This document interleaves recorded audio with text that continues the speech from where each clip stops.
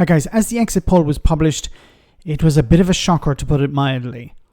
Now at the time of the recording of this, the results had yet to come in, so it's possible that the data featured here is already out of date. However, the sentiment is not. Former Tony Blair spokesman Alastair Campbell made two very important points here. One is that Reform may end up with about 13 seats, as the exit poll predicted, and this means that politics, instead of calming down, will become more volatile. And that the public want change, so there'll be immense pressure on Labour to deliver that. Have a listen. I do, and I think I agree with Harriet. It is incredible. If you think about back to the Hartlepool by-election, which was 3 years ago. Yeah. The talk then was that Keir Starmer couldn't win for Labour, and now he's delivered that. And he's done it, yes, with a lot of help from the Conservatives. I agree with Kwasi Kwarteng saying it's been 14 years, not just the last bit. I think Liz Truss was a disaster. I think Boris Johnson was a disaster. Austerity was a disaster. And the country has basically said, you lot have not governed well, you're out. And what they're saying to Labour is, you've now got the chance to deliver real change.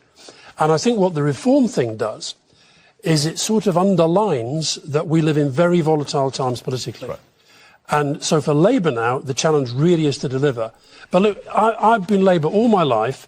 There have only been 4 prime ministers, 4 leaders who've ever taken Labour from opposition into government.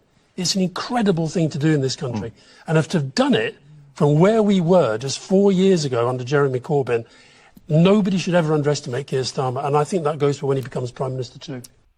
Now, a few things to mention here. First of all, and I hope I'm wrong here, I hope the results change from the exit poll, but if Reform UK end up with something like 13 seats, then, as was pointed out here, politics will not become calm, it will become more volatile. And this is going to be concerning, because we had hoped that the populism of the past would have remained in the past. The shenanigans of Boris Johnson would remain in the past. But unfortunately, if Reform UK end up with something like 13 seats, you're going to see every PMQs, every time in Parliament, Farage or one of his deputies attacking the government, attacking on public services, attacking on immigration, attacking on whatever. And of course, like before, heckling from the sideline, knowing that they will never be in government, so they can promise them sun, moon and stars when by-elections or the next election rolls around. So I think that's what you're going to see from Reform. But Labour really need to counter that by delivering on what they said that they would do. They would grow the economy and use this money to fund public services. Now, if they're not able to grow the economy, they still need to fund public services. So this is going to be very difficult, a very difficult period for them. They need to deliver on certain things. They need to show to people that they're actually improving their quality of life. They're dealing with the cost of living crisis. They're rebuilding the NHS and public services. Because if they don't do that, or if it's not seen that they're doing that, then it's very quickly a case where you're going to see very quickly support shifting to maybe Reform UK, because you'll have people like Farage in Parliament saying, well, give us the power, we will fix these things, we will stop immigration, we will bring down the debt, we will fix public services, we will end the waiting list on the NHS. Give us the ability to do this. Put us in power. That's what they will be saying. They will promise the sun, moon and stars, as they always do.